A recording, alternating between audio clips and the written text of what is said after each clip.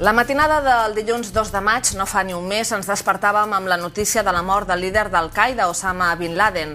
El van matar al Pakistan, a la ciutat de Abbottabad, en una operació de les forces especials d'èlit dels Estats Units. Bin Laden fugia dels americans des del 2001, quan va liderar l'atac de l'11 de setembre contra les Torres Bessones de Nova York, que va provocar milers de morts. Avui a l'Espai l'entrevista del 324 ens acompanya Martha Crenshaw, reconeguda experta en terrorisme polític nord-americana, que està aquests dies a Barcelona per participar en un seminari internacional per analitzar les polítiques antiterroristes. Hello, welcome and thanks to be here with us. Thank you very much. Moltes gràcies, és un plaer ser aquí. Dr. Crenshaw, quins són, a partir d'ara, després de la mort de Bin Laden, els interrogants que s'obren en el terrorisme internacional? Jo penso que ara ens preguntem qui serà el líder que succeirà l'Osama Bin Laden i si Saif al-Adul, que aparentment és el líder que s'ha triat, aconseguirà mantenir el control sobre l'organització. També volem saber si l'organització o algunes parts de l'organització intentaran crear o organitzar atacs contra interessos americans, nord-americans o pakistanesos, si hi haurà competències, si hi haurà lluites per col·locar-se en el poder en els diferents llocs del món per controlar aquesta empresa. Hi ha hagut algun moviment ja? Perquè, de fet, de moment hi ha dos noms que són els que sonen més, que són els de Saif al-Adel i el Zawahir. El Zawahir és el que fa de portaveu i després també es parla d'aquest altre nom, el Saif al-Adel.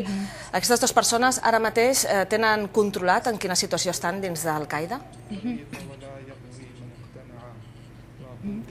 Aquests dos personatges, Al-Adol i el Zawahiri, són gent de la vella guàrdia de l'organització. Tots dos són egipcis, tots dos són de l'època del Bin Laden i tots dos van lluitar a Egipte abans que el grup armat egipci s'unís a Al-Qaeda i s'unís a la guerra contra els Estats Units. És interessant que aquests dos homes també són de la mateixa generació que el mateix Bin Laden i sembla que en aquests moments no hi hauria una generació més jove que estigui preparada per assumir el poder en aquesta organització. Tots dos homes tenen ja un historial, són ben coneguts per als Estats Units i per Occident. I a part d'aquestes dues persones, hi ha diferents faccions dins d'Al-Qaeda que podrien intentar voler liderar aquest moviment terrorista. Hi ha dues unitats principals d'Al-Qaeda a l'estranger. Són grups que són subordinats a Al-Qaeda, però que també tenen un elevat grau d'autonomia.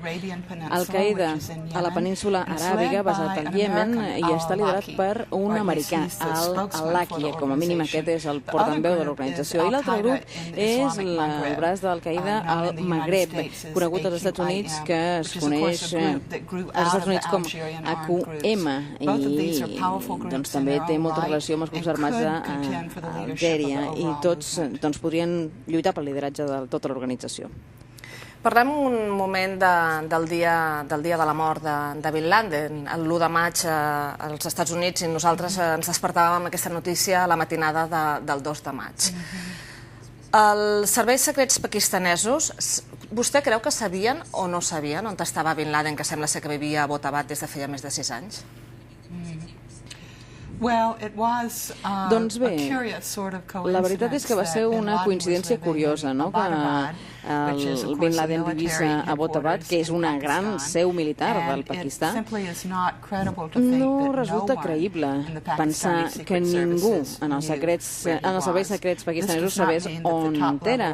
Això no significa que el govern civil, les altes instàncies del govern civil o dels militars ho sabessin, però... Per tant, es podria pensar que hi podria haver algun pacte entre els Estats Units i els serveis secrets del Pakistan, a l'ISI, per dir nosaltres us diem on està Bin Laden i a canvi, no sé, tenim altres compensacions, sigui Afganistan o sigui que fa frontera o siguin altres tipus de compensacions? Doncs és una possibilitat que hi hagués alguna mena d'informació donada per als serveis secrets del Pakistan als Estats Units. Tanmateix, el que estem sabent és que van ser bàsicament els serveis secrets dels Estats Units que el van estar seguint durant bastants mesos perquè van descobrir la identitat d'un missatger, que era el mitjà de comunicació que tenia el Bin Laden amb el món exterior, i van trigar anys realment d'un esforç molt laboriós per anar recopilant tota la informació i totes les pistes. Pel que nosaltres sabem, van ser els serveis secrets dels Estats Units treballant ells sols, i això, en certa manera, seria també raonable si pensem que les agències d'intel·ligència dels Estats Units no confiaven de tot en els pakistanesos. I el fet que el juliol del 2011 sigui quan està previst que les tropes nord-americanes amb molta presència a l'Afganistan comencin la retirada, creu que té a veure també amb la mort de Bin Laden i amb tot el que està passant ara actualment? O hi era una cosa que ja estava decidida? Jo crec que la data de la retirada es va decidir fa molt de temps, però seria raonable imaginar-nos que el president Obama pensés que era molt important que ho haguessin capturat o matat el Bin Laden abans de la data de la retirada. No cal dir que els Estats Units van assumir molts riscos en aquesta operació, podria haver anat malament, no hi havia cap certesa que triomfés, i si hagués fracassat això hagués estat una cosa molt costosa per la reputació dels Estats Units i per la campanya de l'Afganistan. Per tant, el fet que nosaltres assumíssim tants riscos em fa pensar que era molt important fer-ho en el moment en què es va fer. De fet, parlant de l'operació en concret, l'equip especial aquest de les forces d'elit dels Estats Units tenien la missió de matar Bin Laden, no pas de capturar-lo. Per què creu que no el volien capturar? Jo penso que l'objectiu hagués estat capturar-lo si hagués estat possible. Penso que moltes persones, com jo, per exemple, haguessin volgut que anés a un tribunal i que es sotmetés als tribunals dels Estats Units, però un equip com aquest de forces especials, armat, que arriba a un complex fortificat on també hi ha gent armada que estan disposats a disparar-te si tu entres allà, doncs, òbviament, haurien d'estar preparats per disparar, i ells mateixos tampoc no voldrien assumir el risc que els matessin allà. Es van trobar armes allà, com sabíem que no hi havia bombes suïcides, cinturons de bombes, o sigui que és normal que les forces que van arribar allà volguessin fer la seva feina bé. Si haguessin trigat més temps a capturar-lo, segurament no hagués anat tan bé, volien actuar ràpid. I, de fet, també si l'haguessin capturat i l'haguessin empresonat a Guantánamo o qualsevol altre lloc, potser també això hagués creat, també van valorar la possibilitat de que no hagués creat un lloc de peregrinatge o un lloc que el volguessin rescatar a tota costa, no? Potser tot això també es hauria valorar, no?, en aquell moment.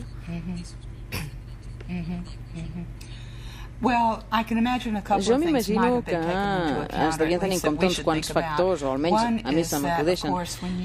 D'una banda, sabíem que capturar el líder d'una organització tan important com aquesta hagués pogut generar un màrtir i la demanda que el traiessin de la presó, però en canvi els Estats Units sí que han empresonat molts grans terroristes, el Khalid Sheikh Mohammed o Ramzi Yousef, que va ser el responsable dels atacs del 1993 al World Trade Center. O sigui que els Estats Units sí que han capturat en el passat, però d'altra banda la idea de jutjar un terrorista en els tribunals dels Estats Units també és una qüestió molt polèmica dins dels mateixos Estats Units, i això hagués plantejat un problema polític per al president. Una altra cosa que va cridar molt l'atenció en el seu moment va ser el fet que el llancessin al mar. Què en sap d'això? Per què el van llançar al mar, el cadàver de Bin Laden? El que jo sé és que estaven disposats o estaven preparats per fer un enterrament respectuós al mar. Va ser un enterrament respectuós, es van respectar tots els drets, i jo crec que va ser una manera d'intentar respectar la fe islàmica. D'altra banda, un també podria imaginar dues coses més. Per començar, se sap que l'Aràbia Saudí, per exemple, no volia que l'enterressin en el territori de l'Aràbia Saudí. D'on és ell originari, no? Sí, justament, és d'origen àrab, d'Aràbia Saudí, però als anys 90 el van expulsar del país i no volien tenir-lo allà. I on el podrien enterrar? Això també era un problema, no? I existia la possibilitat que això es convertís en una mena de pelegrinatge buscant on enterrar-lo. Crec que en aquestes circumstàncies això de l'enterrament al mar, que és tradicional quan hi ha morts al mar, seria una bona resposta. Amb la mort de Bin Laden, podem estar més tranquils al món pel que fa al terrorisme o no? Doncs, de fet, malauradament, crec que hem de dir que hi ha molts altres actors, moltes altres organitzacions terroristes que estan disposades a utilitzar el terrorisme també, fins i tot dins del braç central d'Al-Qaeda, que està centrat al Pakistan. Hi hauria també molta feina i altres grups que simpatitzen amb els objectius d'Al-Qaeda, però esperem que les qüestions com la primavera àrab minin la legitimitat del moviment jihadista en el seu conjunt, però no ho sabem segur. Parlem un moment d'Espanya, especialment de Catalunya, perquè a Catalunya aquí hi ha hagut moltes cèl·lules dorments del món islàmic. Com està ara mateix? Es té notícia de que hi hagi algun moviment dorment aquí a Catalunya? Recordi que, per exemple, a part de l'11S, alguns dels personatges que van intervenir van estar a Salou, al Mohamed Atta, recordi, i van tenir molta relació aquí a Catalunya. Ara com està aquest tema? Ho controlen des dels Estats Units? Tenen notícies d'això? Jo no conec els secrets de les intel·ligències espanyoles. Cap de nosaltres no coneix els secrets d'aquestes organitzacions, però crec que s'està vigilant molt l'aparició d'aquestes cèl·lules ara que tothom sap que aquestes coses poden passar. I, òbviament, també hi va haver l'intent d'atemptat aquí a Barcelona, no fa gaire, amb aquesta cèl·lula que estava organitzada des del Pakistan. Així que, perquè jo entenc que en aquests moments semblaria que no hi ha cap amenaça imminent, i si n'hi hagués, les autoritats ja haguessin actuat, perquè les autoritats en totes les democràcies occidentals actuen molt de pressa quan reben notícies d'una cèl·lula. Moltes vegades actuen fins i tot abans de tenir el tipus d'evidència que els hagués agradat per poder acusar algú d'un delicte. O sigui que realment són molt ràpids en aturar això des del principi. Tot i no conèixer els secrets, o això diu almenys, però segur que vostè com a experta en política, de terrorisme, en sap molt. Quins són els països on es creu que hi ha més faccions del terrorisme islàmic? Espanya seria un d'ells o ja no? O altres països? Quins seran els que es vigilen més de prop? Pràcticament tots els països de l'Europa Occidental estan sent molt curosos en aquest aspecte. Hi ha hagut atemptats a la Gran Bretanya, també alguns intents a Dinamarca, als Països Baixos, a França, Dinamarca, Alemanya també hi ha hagut un intent. Òbviament també tenim els casos de Londres i de Madrid, on es van acabar produint grans atemptats, però en altres països també hi ha hagut un seguit d'intents frustrats, atemptats frustrants, organitzats per jihadistes, alguns d'ells relacionats amb els d'Al-Qaeda de Pakistan, altres aparentment que s'han generat des d'aquí d'una manera com a molt més autònoma, però hi ha aquesta amenaça, sí, encara hi és, i les autoritats estan molt alertes respecte a aquesta possibilitat, perquè jo sé un resultat dels atacs que es van fer amb els avions no tripulats als Estats Units va ser que s'ha debilitat la capacitat d'Al-Qaeda d'organitzar atemptats des d'allà, o sigui que hi hauria una reducció del nombre d'intents o projectes atemptats creats des d'allà, però això no vol dir que algun d'aquests intents no triomfi. No tenim cap prova que ens digui que no hi hagi la intenció de fer coses a Europa. Els americans han aconseguit recuperar la tranquil·litat després de l'11S i amb la captura i mort de Bin Laden. Nota que hi ha un ambient de més tranquil·litat en aquest sentit? Doncs jo no estic segura que la gent estigui més tranquil·la. Es ha alleugit això que hagi mort perquè es considerava, ho era encara, el gran líder d'Al-Qaeda, i per la documentació que s'ha trobat en el seu quarter general, doncs ell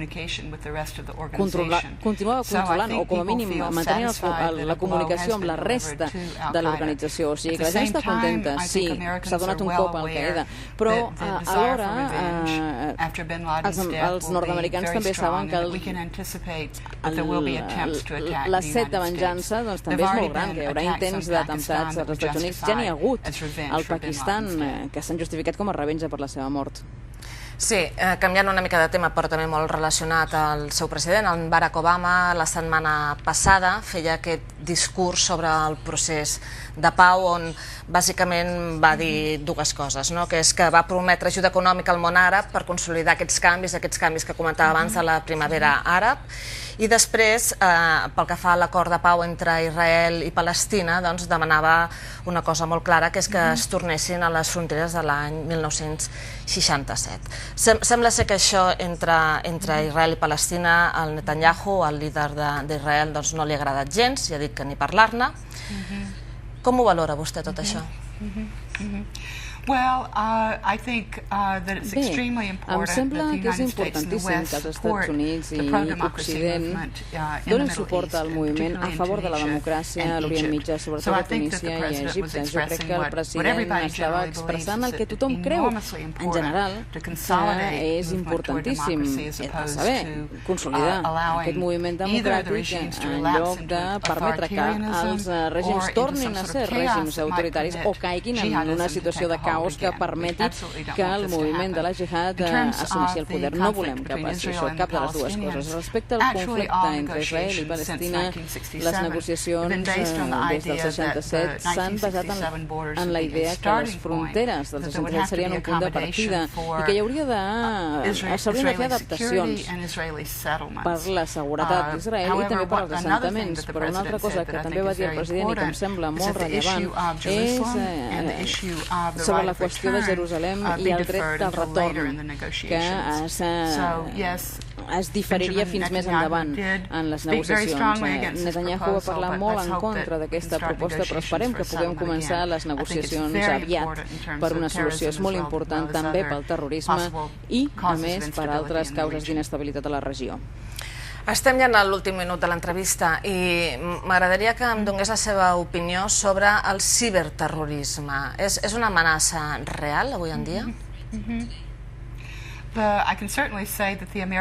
hi ha cap dubte que el govern dels Estats Units està molt preocupat sobre el ciberterrorisme.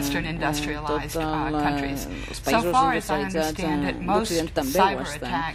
Pel que sé, la majoria dels ciberatacs han estat dirigits per estats i no per conspiracions, que és el que serien la majoria dels atemptats. Però d'altra banda són una manera molt potent de malmetre o, com a mínim, donar un bon revés a l'economia dels adversaris. De moment, crec que les organitzacions terroristes que coneixem no són capaços del tipus d'alteració que podria fer o provocar un altre estat. Si més no, amb tot això hi ha un aspecte positiu, que és arran de la primavera àrab s'han utilitzat la xarxa, s'ha utilitzat internet per unir el poble i per fer una revolta. O sigui, no tot és negatiu. No, i tant que no. El poder dels mitjans socials ha estat enorme en aquests casos, però també veiem que els governs han lluitat per aturar-ho tot, per tancar aquests mitjans socials. O sigui que sí, té un aspecte positiu. La gent del carrer pot comunicar-se per aquests mitjans i organitzar-se, i això pot ser una gran força a favor del canvi. Però afortunadament no han aconseguit silenciar la veu del poble, i aquesta primavera àrab ha sigut possible. Hem acabat ja el nostre temps, em sap greu, ens queden moltes coses sobre la taula, però thank you very much for your kind attention. Thank you very much indeed. Moltíssimes gràcies a vostès. Molt bé.